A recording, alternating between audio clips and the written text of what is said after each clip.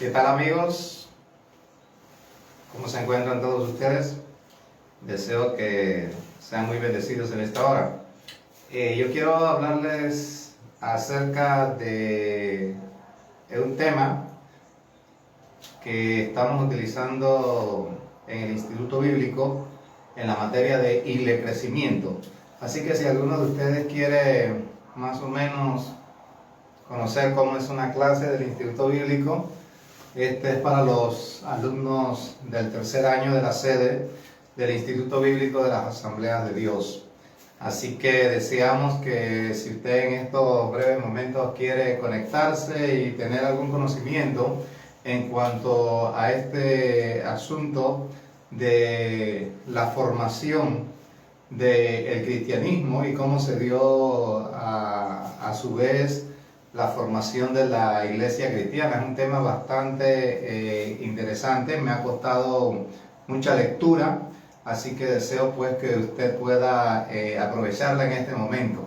Así que vamos a hacer una oración mientras los hermanos pues se van conectando, y aquellos estudiantes que ahora mismo pues se encuentran presentes en las redes sociales. Padre, en esta hora te damos gracias por esta enseñanza bíblica que vamos a tener, que esperemos que sea de mucha bendición para todo aquel que la escucha y la pueda transmitir a otros. En el nombre poderoso de Jesús pedimos la guianza de tu Espíritu Santo para que se lleve a cabo, Padre, en bendición para cada uno de los oyentes. En el nombre de Jesús, amén. Bien, esto es muy importante que nosotros tengamos un conocimiento claro de cómo se llevaron los hechos de la Gran Comisión. Mire, tendríamos que definir algunos métodos bíblicos que se utilizaron dentro del cristianismo. Por ejemplo, Jesús, nuestro maestro por excelencia, algo muy curioso, él inició el cristianismo de una manera particular. Primero los instruyó, que en el griego significa los discipuló, y posteriormente los envió con una misión que en griego significa apostolizó. Así que tenemos dos términos. El hecho de que Jesús tomara uno por uno, conocemos la historia de cómo llamó a Pedro, cómo llamó a Mateo, cómo llamó a Andrés, cómo llamó a Natanael, cómo llamó a Juan, y así sucesivamente. O sea, Jesús comenzó con uno y posteriormente fueron creciendo hasta tener 12. Y aquí inclusive hay un método de crecimiento que le llaman los 12, parte precisamente de esta premisa. Entonces, estos 12 posteriormente salen con el propósito de ganar a otras almas. Así que ahora vemos que Jesús inicia la tarea, pero ahora en un sentido humano Jesús llama a esos 12 pescadores de hombres. Entonces ellos van a salir como quien sale a una pesca a ganar almas para Jesucristo, hombres precisamente. Y de allí entonces ya comienza la cadena. Y hay algo muy curioso. Cuando nosotros vemos el caso, por ejemplo, de la mujer samaritana, una sola mujer se ganó a toda una comunidad. A veces elogiamos a Pedro, ¿no? Con el mensaje donde se convirtieron 3,000, pero esta sola mujer se ganó a toda una ciudad, a la ciudad de Samaria. Y una mujer que no tenía muy buen testimonio, pero creyó, tuvo convicción, y Dios le dio precisamente la dirección para que llevara a cabo este determinado tipo de evangelismo que ella inició allí en ese lugar de Samaria. Entonces, podemos observar que el cristianismo se desarrolla entre un choque de culturas. En este caso de la mujer samaritana encontramos los judíos que eran del norte y los judíos que eran del sur, o sea, los de Judea del sur y los de Samaria en el norte. Sin embargo, era prácticamente la misma cultura, pero con costumbres diferentes. Entonces el Evangelio se va desarrollando tomando en cuenta a judíos que se convirtieron al cristianismo, tomando en cuenta a los romanos y tomando en cuenta a los griegos. Así que encontramos tres tipos de cultura, con diversos tipos de pensamientos, con filosofías en su cabeza, que si hay resurrección, que si no hay resurrección, que si hay que creerle, por ejemplo, a Platón o a Sócrates, y así sucesivamente. Entonces, el Evangelio sufre precisamente un choque del pensamiento de Cristo, infundiendo el cristianismo hacia el pensamiento de aquellas personas que tenían culturas diferentes. Así que de esta manera, pues, el cristianismo comienza a desarrollarse sobre la tierra. Pero hay que tomar en cuenta algo muy importante, que Dios llama a un hombre llamado Abraham y le dijo: en ti serán benditas solamente los judíos de la tierra, o en ti será bendita la nación de Israel. ¿Verdad que no le dijo así? No. Le dijo: en ti serán benditas las naciones. Así que ahí incluye Panamá, Nicaragua, Costa Rica, República Dominicana, toda la Europa Oriental, la Europa Occidental, todo el Asia, todo el África, América del Norte, América del Sur, América Central, el Caribe, en fin, las naciones. Entonces vemos que Dios es un Dios de multitudes. Y eso mismo prácticamente se repite en Mateo capítulo 28, cuando Jesús le revela a los discípulos: y me seréis testigo en Jerusalén, en Judea, en Samaria y hasta lo último de la tierra. Ahora, ellos no tenían conocimiento de un continente americano, así que se creía que lo último de la tierra sencillamente era el Mediterráneo, o decir, todo lo que quedaba hacia el norte, tanto al este como al oeste, a llegar a Asia.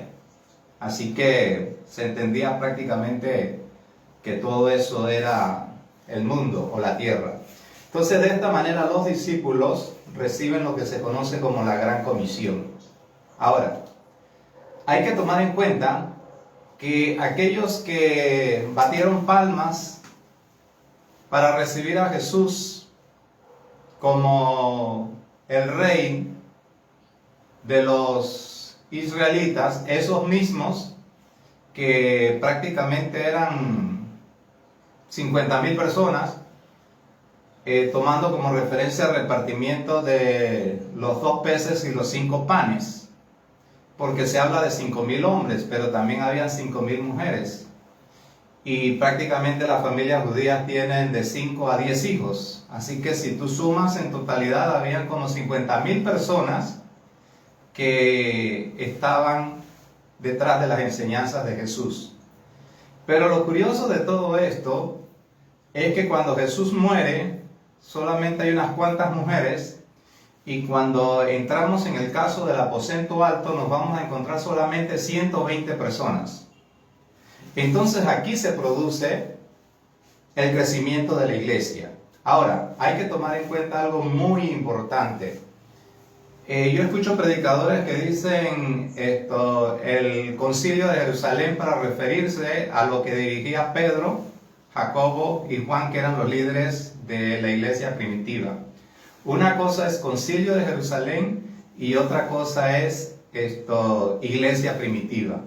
El concilio de Jerusalén no era nada más que el Sanedrín, con otras autoridades, donde encontramos a Caifás primeramente como sumo sacerdote, y en la época de los Hechos encontramos a Ananías como sumo sacerdote, pero del Sanedrín, del concilio. Sanedrín es sinónimo de concilio, es el concilio de Jerusalén.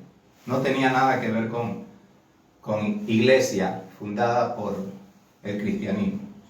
Cuando nosotros analizamos a Pedro, a Jacobo y a Juan como líderes, ahí sí podemos hablar entonces de la iglesia primitiva o la eclesía o la asamblea. Así que entonces de aquí parte lo que sería la formación de la iglesia cristiana. Y nosotros encontramos entonces en Hechos capítulo 1 acerca de 120 personas que ahora van a fundar precisamente esa iglesia cristiana. Y nos encontramos pues con el discurso de los apóstoles de turno, que ganan a 3.000 adeptos y posteriormente 5.000 adeptos. Sin embargo, como había un dominio de Roma sobre la provincia de Judea, esto lograba entonces la situación de los expatriados. ¿Quiénes eran los expatriados? Aquellos que vivían en Judea, pero que no estaban de acuerdo con las enseñanzas del César, ni los tributos, ni nada de estas cosas, y salían de Jerusalén. La mayoría de ellos se iban precisamente hacia el Mediterráneo, y ahí es donde encontramos la península anatólica, el Asia Central y todas estas cosas. Pero hay un dato muy importante, y es que poco antes del nacimiento de Jesucristo, acuérdese que hay una absorción, Roma absorbe toda la cultura grecorromana. Entonces encontramos cultura grecorromana y encontramos cultura judio-cristiana. Y resulta ser que en ese interín, antes de formarse el Imperio Romano, por las persecuciones ya habían judíos que por medio de Ptolomeo precisamente ya estaban en Egipto y formaban parte del Cairo y de África, pero con un conocimiento como judaizantes, todavía no tenían conocimiento de Cristo. Entonces, ¿cómo se desarrolla el crecimiento de la iglesia o los determinados tipos de evangelismo? Se le atribuye a Mateo, que Mateo fue uno de los que viajó y murió según la historia tradicional en Egipto, atravesado por una lanza en la espalda. Entonces esto quiere decir que los discípulos predicaron en Judea, en Samaria, hasta lo último de la tierra, distribuyéndose en estos lugares del Mediterráneo y otros precisamente para Egipto. Así que ahora como que el cristianismo va agarrando forma. Y es muy importante que entendamos esto. Entonces, del año 33 aproximadamente al año 50, el cristianismo sigue desarrollándose, pero encontramos una primera persecución con el diácono Esteban. Entonces esta persecución logró que los cristianos entonces pudieran distribuirse a otras provincias romanas a llevar precisamente el cristianismo que habían conocido a través de Cristo y por medio de los apóstoles. Ahora bien, yo tengo una pregunta. ¿Cómo es que había creyentes en el Asia Menor, por ejemplo, como Aquila y Priscila, que venían de Roma, que ya conocían a Jesucristo? El mismo Pablo se alarmó cuando vio que ellos conocían de Cristo. Y casos, por ejemplo, como Apolos y algunos otros casos contados en el Nuevo Testamento. Precisamente por estos expatriados que salieron de Jerusalén, algunos de ellos ya convertidos, llevaban la semilla. La mayoría eran judíos que profesaban su judaísmo dentro de su sinagoga, por eso que cuando Pablo se convierte y recorre toda Asia y toda Grecia, lo que se encuentra es judíos por todas partes dentro de las sinagogas. pero él tiene la misión precisamente de ganar a los gentiles. Así que lo que podríamos decir que por medio de estos expatriados, algunos de ellos en el tiempo neotestamentario conocieron de Cristo, se fueron a estos lugares del norte, y por eso nos encontramos hombres como Aquila y a Priscila, que Pablo no tuvo necesidad de evangelizarlos, sino que ya conocían acerca de Jesucristo. Ahora bien, mire lo que ocurre del año 50 al año 70. El cristianismo sigue desarrollándose sobre la tierra.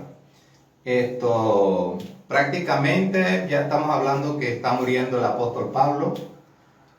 Algunos de los otros apóstoles, queda Juan apóstol vivo, porque entendemos que muere aproximadamente finalizando el siglo en la isla de Patmos, que esa isla existe hasta el día de hoy. Entonces, en ese periodo de tiempo ocurre algo muy curioso que afecta al cristianismo y al judaísmo. Jesús había dicho una profecía que no quedaría piedra sobre piedra del gran templo donde se congregaban los judíos en la tierra de Jerusalén. Y posteriormente así ocurrió. Hubo una destrucción y entonces se formó una persecución por medio de Nerón, tanto a los judíos como a los cristianos, y hoy día por eso existe el arco del triunfo, precisamente por esta situación donde hubo una matanza de judíos y cristianos. Ahora, aquí es donde yo quiero llegar. Presta atención. Miren, si del año 70, que ocurre la destrucción del templo, al año 100 después de Cristo, en ese periodo vamos a encontrar a Tito Domiciano, a Tito Vespasiano primeramente, a Tito Domiciano persiguiendo a la iglesia, dándole muerte, las persecuciones imperiales, los sacrificios en el Coliseo, los espectáculos, las estampidas de búfalos, de animales, con familias cristianas, y toda Greco-Roma se gozaba precisamente cómo morían los cristianos. Es un tiempo de persecución. Y yo le pregunto a los estudiantes, ¿habría método de evangelismo? ¿Cómo se puede evangelizar en medio de una persecución romana? ¿O había solamente tiempo para esconderse? ¿O para protegerse? ¿O para meterse en las catacumbas? Porque eso fue lo otro que ocurrió. Entonces, uno de los métodos que se utilizaba era la iglesia en casa. Pero estas casas estaban dentro de unas criptas. Usted puede, los que han tenido el privilegio de ir a Grecia, yo solamente lo he visto por YouTube, podemos observar cómo estas casas se construían precisamente en estas montañas. Y allá adentro, prácticamente en el corazón de esa montaña, esas casas que estaban adentro en forma de cuevas o de criptas, ese era el método de evangelismo. Allí se establecían iglesias. Familias cristianas establecían sus iglesias allí. Y había que predicar y hacer el culto cristianos precisamente a secretas. Entonces eso ocurrió en el año 70, en el año 80, en el año 90 y de allí en adelante. Ahora, hay que tomar en cuenta que cuando Juan muere en la isla de Patmos, estamos hablando ya aproximadamente del año 100 después de Jesucristo, entonces los apóstoles mueren, ya es el último apóstol que mueren, y entonces quedan precisamente los obispos que no quisieron ponerse el título de apóstol, sino que se llamaron obispos, y es lo que se conoce como la patrística o los padres de la iglesia, eran como quien dice los discípulos. Y entonces estos discípulos ahora comienzan a desarrollar el cristianismo sobre la tierra en una época bastante difícil y en una época no solamente de persecución romana para cortarle el cuello a los cristianos, sino que también surgen falsas doctrinas como el maniqueísmo, como el gnosticismo, como el arrianismo y una serie de filosofías, así que los cristianos tenían prácticamente que estar bien fundamentados y no tenían Biblia, solamente tenían la Septuaginta. Y la Septuaginta era una recopilación de los escritos del Antiguo Testamento. Ellos solamente tenían los manuscritos o las cartas que se pasaban de iglesia en iglesia, que había escrito precisamente el apóstol Pablo, el apóstol Pedro, Tito, Timoteo, así sucesivamente. Entonces, con esos escritos, ellos pudieron mantener la unión de la iglesia cristiana. Entonces la iglesia comienza a desarrollarse en un momento bastante difícil y de mucha persecución. Y hay algo muy curioso, que Jesús dijo que a los suyos vino y los suyos no le recibieron. ¿Por qué razón? Porque el cristianismo tenía que ser abrazado, realmente era por los judíos, por el pueblo de Dios. Jesús personalmente era judío. Y sin embargo, los que abrazaron el cristianismo no fueron ni los romanos, fueron los griegos. Entonces los griegos abrazaron el cristianismo y surge la iglesia ortodoxa griega. Fue la primera conformación de tipo teológico. Se empezaron a sentar bases acerca del cristianismo, qué cosas tenían que ir dentro del cristianismo, qué cosas teníamos que sacar dentro del cristianismo, todas esas corrientes gnósticas, todas esas filosofías, había que irlas sacando e ir depurando entonces el cristianismo. Entonces el cristianismo está luchando con la persecución del Imperio Romano y está luchando con la filosofía de los griegos. Aparte de eso, también desde la idolatría que existía en esa época. Así que hago este parangón y esta comparación para que usted sepa evolutivamente cómo fue desarrollándose la iglesia. Ahora, esto es una pincelada allí, como quien dice a grandes rasgos, ¿verdad? Entonces, bíblicamente sí sabemos pues que el cristianismo se fue desarrollando con Pablo. Pablo dejó sus discípulos como Apolos, Aquila, Priscila, Timoteo, y todo esto dio lugar a que el cristianismo se desarrollara, y el método bíblico quizás que podemos ver toque en frío, porque no se podían utilizar otros métodos que nosotros hemos conocido en el día de hoy. Y las iglesias en realidad eran instauradas en casas. Inclusive vemos el caso de Lidia, una casa donde se reunían los cristianos. ¿Por qué razón? Porque el templo del momento, la efervescencia era precisamente la sinagoga. Así que todavía no hablamos de una catedral cristiana ni de una iglesia cristiana. Era bastante rústica el sistema de adoración y de conglomeración de los cristianos de aquellos tiempos. Ok, entonces podemos observar que en un momento de persecución como fue del año 70, esto no finalizó. Esto avanzó desde el año 100. Entramos entonces al siglo II. Entramos al siglo III. Del año 100 al año 200. Del año 200 al año 300. Y en el año 315 se lanza un edicto que se conoce el Edicto de Milán.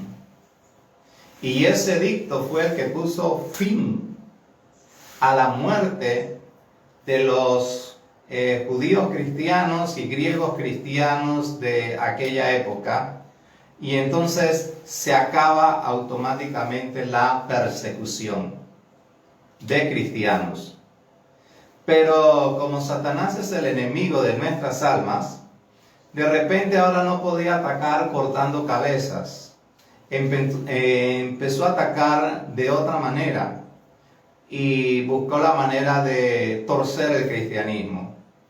Entonces, aquí es donde observamos que hay dos iglesias. La iglesia ortodoxa griega, que nació con los judíos cristianos, como Pablo, y tenemos ahora la formación que va en camino de la iglesia católica romana. Ortodoxo significa derecho o correcto. La iglesia griega era correcta, con doctrinas correctas, bien centradas. Entonces, ahora estamos encontrando dos líneas. Esto está ocurriendo precisamente en el año 300. Entonces, ahora hay que volver nuevamente a depurar precisamente lo que es el cristianismo. Ya existía un documento que se le conoce como la Didache, que era precisamente una recopilación, y entonces la iglesia ortodoxa griega ahora comienza a hacer un análisis y comienza a decir, bueno, este libro hay que incluirlo, este libro hay que sacarlo, esto conviene aquí, esto tiene veracidad, esto tiene inspiración. Y la iglesia católica también, que se está formando, también comienza a hacer lo mismo. Así que ya con el tiempo, entonces ya estamos hablando que los cristianos ya no tenían exclusivamente las cartas, sino que ahora ya empiezan a tener un primer compendio, porque ya había surgido la Jerónima, que fue la primera Biblia, con Jerónimo de Savonarola. Así que entonces ya había un texto con el cual se podía predicar dentro de las iglesias. Así que primeramente fueron las cartas escritas por el apóstol Pablo, pasaron de iglesia en iglesia, tenían su autoridad, y ahora encontremos entonces que surge la primera Biblia. Pero esa primera Biblia surge entonces en un idioma latín, copiado precisamente del griego. Pero por lo menos pues ya existía algo, como quien dice, más formal, y entonces ahora los griegos, los cristianos griegos y los cristianos judíos, ya tienen, como quien dice, una mayor fuente para poder desarrollar el cristianismo sobre la tierra. Bien, el 27 de febrero del 380 después de Jesucristo, surge entonces precisamente con el emperador Teodosio una unificación total, ya una formalización total, donde todo soldado romano tenía que adorar a Jesucristo. Pero ¿qué ocurre?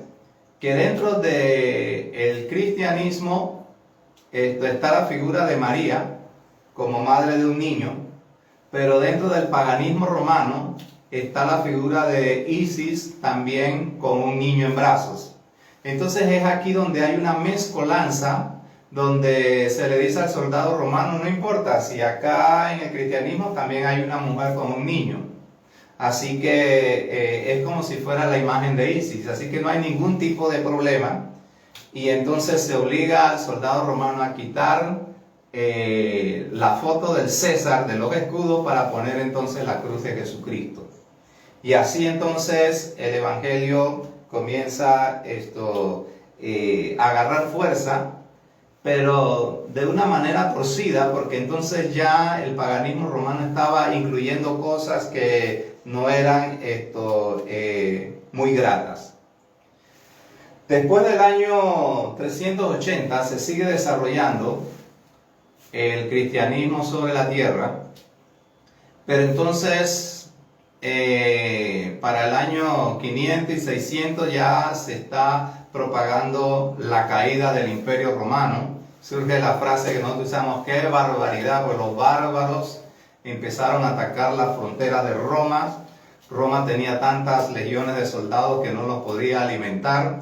Pensaron que los bárbaros eran pueblo de campesinos, sin embargo eran muy bárbaros y destruyeron prácticamente o contribuyeron a la destrucción y división del Imperio Romano. Entonces surge para el año 600 el poder musulmán o la religión de los musulmanes. Entonces aquí hay ahora, como quien dice, un antagonismo en contra del cristianismo bastante fuerte, porque Mahoma prácticamente recogió 12 hombres, posteriormente formó un ejército de 200 hombres, invadió Medina, invadió la Meca, y también fue una religión poderosísima en su propagación, y entonces ahora el cristianismo tiene esa otra rivalidad. Así que entre viento y marea,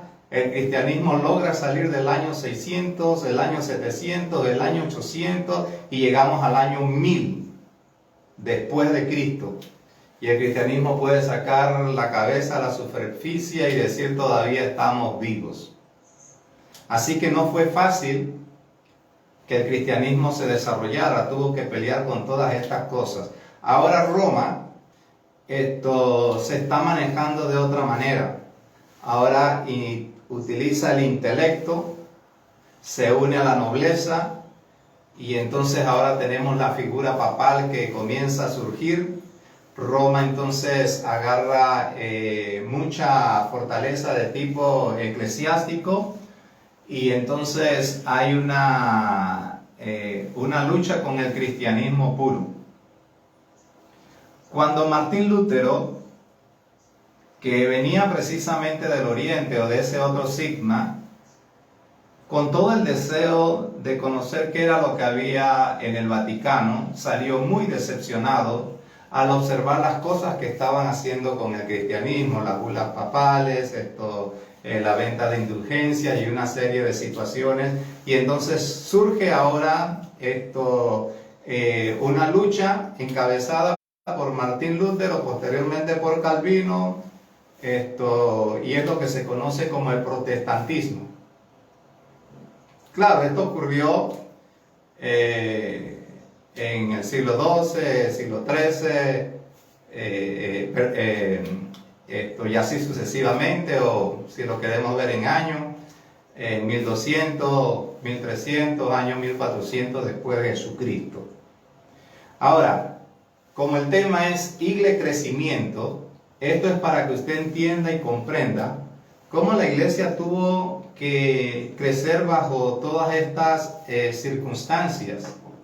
Entonces, lo curioso de todo esto, que a los albores o alrededor de Martín Lutero, lo que predominaba era precisamente una Biblia en el idioma latín.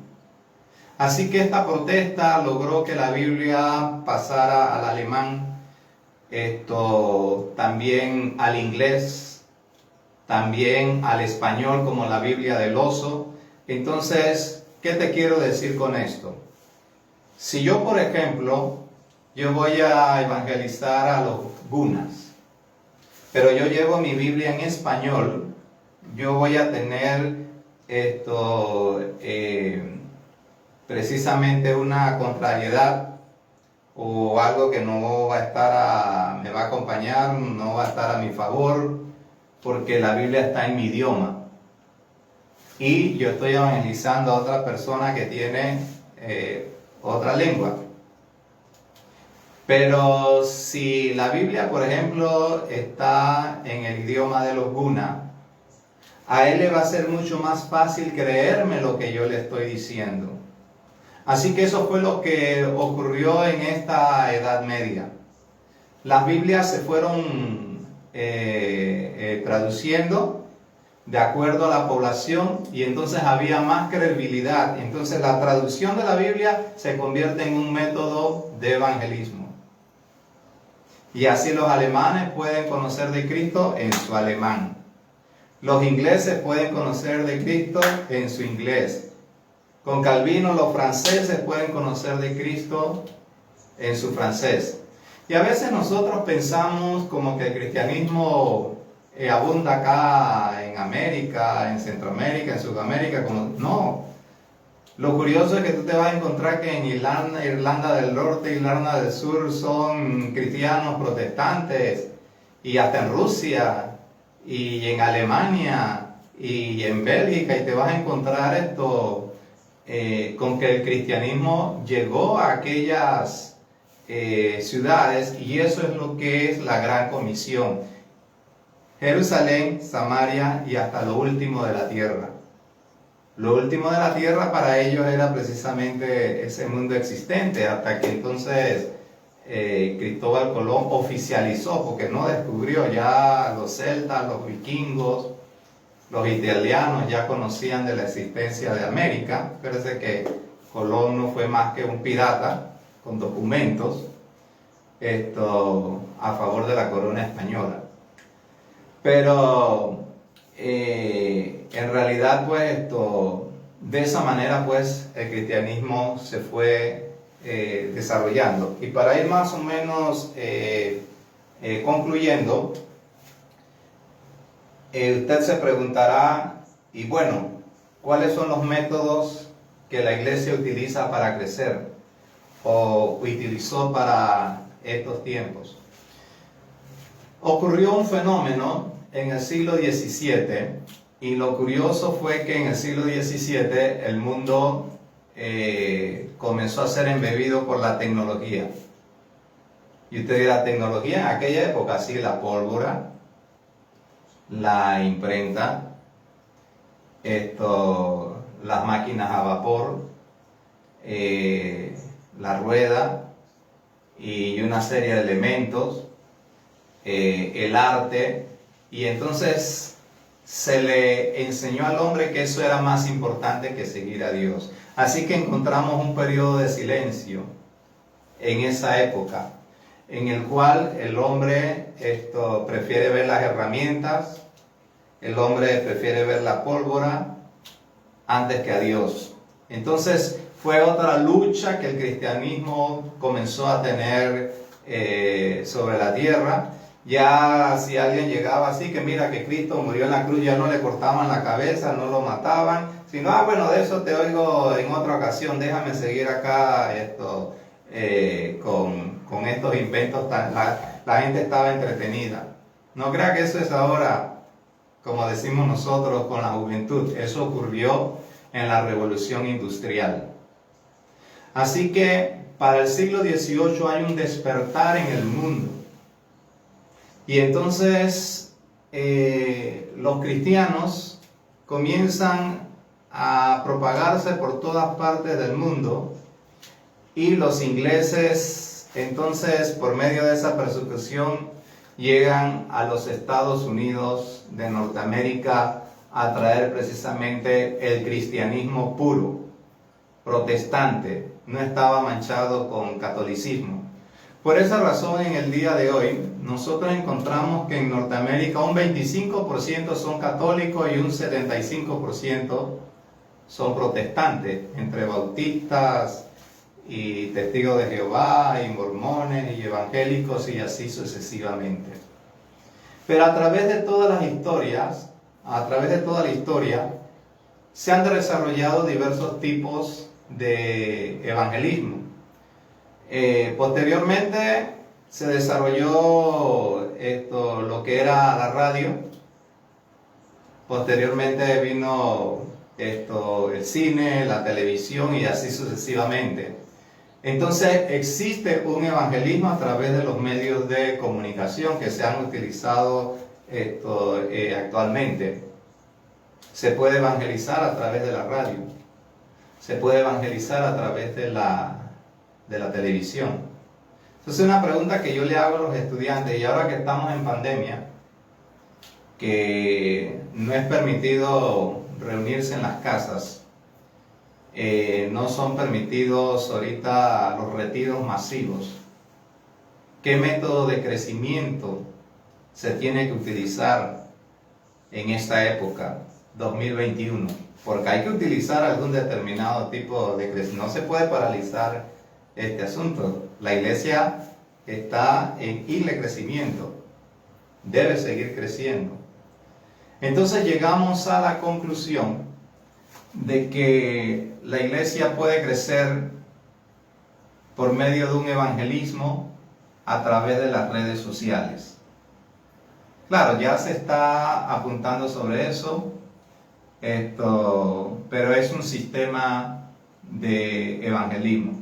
Yo recuerdo que en una ocasión, escuchando en aquella época Club 700, había el testimonio de una señora que ella estaba en su casa, ya no salía a la calle, creo que tenía algún impedimento y ella quería servirle al Señor. Sin embargo, no existían las redes sociales ni nada de eso. Y nunca se me olvidó el testimonio de esta señora que dice que ella hacía como unos pergaminos muy bonitos, les ponía un lazo y los metía o los enviaba a meter en una estafeta de correo. Y en una ocasión, viendo una revista de un empresario, ella decidió tomar la dirección y escribir, y ella dio el testimonio que ese empresario conoció a Jesucristo a través de ese pergamino que ella envió por correo aéreo, que era lo que existía, existe hoy actualmente, ¿no? Pero era lo único que había. Tengo el caso de un amigo de la universidad que se convirtió en una esquina. Una persona vino y le entregó un tratado y solamente le dijo: lee esto. Eso fue todo para el campeón. Cuando él llegó a la casa lo leyó y quedó llorando, y se convirtió por medio de un tratado. Hay comunidades, por ejemplo, como en los barrios bajos de nuestro país, que el gobierno le ha construido edificios a las comunidades, como es el caso, por ejemplo, de Curundú o del Chorrillo, donde a veces en un apartamento viven 10 personas. Uno como hermano de la iglesia no puede llegar y decir que bueno, voy a hacer una célula aquí en este hogar donde viven 10 personas y voy a traer 10 más, porque no caben. No es posible, no se puede. Entonces, ese tipo de método de evangelismo no funciona en esos lugares. Funcionará tal vez en una casa donde una familia tiene una terraza amplia, se pueden reunir hasta 15, 20 personas. Ese método de evangelismo funciona en ese lugar. Pero no está fuera de moda el evangelismo de toque en frío, como llaman, de una sola persona, como fue la mujer samaritana. Ella sola llegó, habló, no iba ni de 2 en 2 ni de 70 en 70, sino que sencillamente habló, y el Espíritu de Dios habló a través de su boca y se ganó a una ciudad.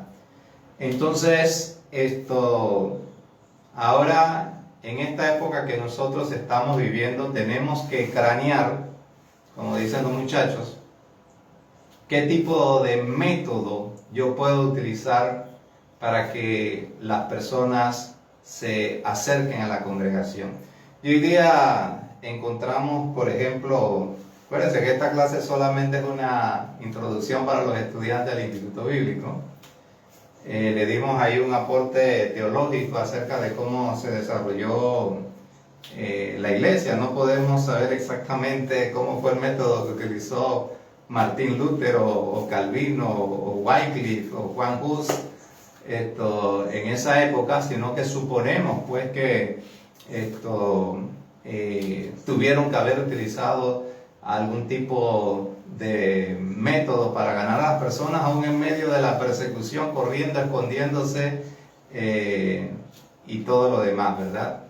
Entonces, vemos que hoy día, por ejemplo, se utilizan los retiros para ganar personas para Cristo, porque anteriormente los retiros eran solamente para recrear a las personas. Y yo recuerdo que cuando yo estaba en los retiros, se le decía a los muchachos, no traiga novia a los retiros, y mucho menos si son inconversas, porque es un retiro de la iglesia, y vamos a ayunar, y vamos a orar, y vamos a recrearnos. Inclusive se decía que no se llevaran personas inconversas a los retiros. Cómo han cambiado los tiempos, ¿verdad? Entonces, si alguien quería llevar a un compañero de trabajo que era inconverso, tenía que hablar con el diácono, tenía que hablar por el pastor, tenía que pedir permiso y todo lo demás. Imagínense cómo han cambiado las cosas, ¿verdad? Y para bien. Entonces hoy día hay retiros donde las personas se convierten.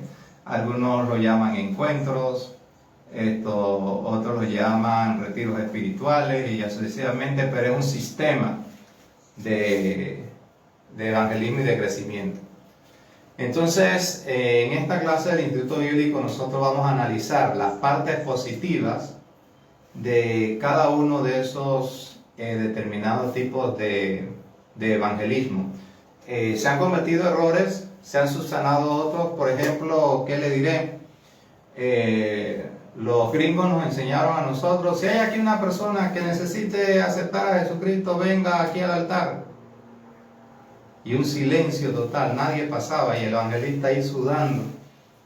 Y de repente ya empezaba uno a utilizar el espíritu de sospecha. ¿Usted lo trajeron? Sí, lo trajo la persona que está al lado. ¿Usted quiere aceptar a Jesucristo? ¿Quiere aceptar? Como que dice, bueno, ya ni modo, ¿no? Me están llamando. Y la persona pasaba al altar y repite esta oración conmigo. Y la persona repetía la oración. Se despedía el culto. A veces la persona se quedaba allí en el altar y todo el mundo iba desfilando y la persona miraba alrededor. Nadie se le acercaba. Eso no era una conversión. Cuando usted iba a ver en el culto siguiente, esa persona no estaba en el culto. Sencillamente pasó adelante porque lo llamaron y ya. Hizo una supuesta repetición de palabras, pero no hubo una conversión. No le digo que hay otros que sí son tocados y pasan inmediatamente llorando y se entregan, como fue el caso de todos nosotros que formamos parte de la vieja guardia. Pero en muchos casos la persona sencillamente no era discipulada. A veces se le pedía un nombre con una tarjeta, un lápiz que estaba mal claro, con una dirección que nunca se encontraba la persona. Hubieron muchos errores, eso es cierto. Muchos errores que hoy día se están tratando de subsanar. Entonces tenemos el sistema de las redes de crecimiento, los encuentros o retiros, el sistema de las células, el sistema de los 12 y así sucesivamente. Y cada uno de ellos pues tiene su parte positiva y su parte negativa. Entonces, para concluir, lo importante es que sea cual sea el método de crecimiento, mi consejo para los estudiantes y todos los que nos están escuchando, que les gusta el evangelismo, que les gustan los retiros y todo lo demás, el que difunde ese determinado tipo de crecimiento, el éxito lo va a encontrar cuando es realista, cuando acerca a la persona a la realidad y a la verdad. Pero si muchas veces utilizamos el método de crecimiento y somos poco realistas y más bien somos ilusionistas, ¿qué le quiero decir con esto? Que de repente, si es el toque en frío, ¿y qué necesidad tú tienes? No, que yo tengo un hijo preso. No, que tú te conviertes y el hijo va a salir de la cárcel. ¿Qué más? No, que ahora mismo estoy sin trabajo. No te preocupes, tú oras y en una semana tú vas a conseguir el trabajo. ¿Qué más? No, que se me acaba de morir mi papá y tengo mucho dolor. No, eso se quita inmediatamente. O sea, ofrecer un evangelio de rosas a la persona. Eso es un evangelio ilusorio. Entonces, ese evangelio nos pasa factura. ¿Por qué razón? Porque cuando va transcurriendo el tiempo y la persona entra y vive su realidad, que esto no se ha resuelto de esta manera como se le había dicho, entonces esa persona se frustra y esa persona se aparta de los caminos del Señor y queda peor que antes porque no fuimos lo suficientemente realistas. Entonces hay métodos de evangelismo que se están utilizando en nuestra iglesia que son muy ilusorios. Esos métodos ilusorios traen a un montón de gente, porque tú le prometes el cielo y el mar y la tierra y todos los elementos, pero cuando eso no se da, la persona se frustra y se decepciona. Pero cuando nosotros somos realistas, cualquiera que sea el método que nosotros utilicemos, las personas se van a mantener dentro del camino. Bien, así que para mis amigos, pues esto fue una introducción para nuestra clase del tercer año del Instituto Bíblico de las Asambleas de Dios. Así que deseamos que usted pues lo haya disfrutado, lo pueda retransmitir. Si tiene alguna pregunta, pues nos la puede hacer allí en el Facebook y con gusto se la responderemos.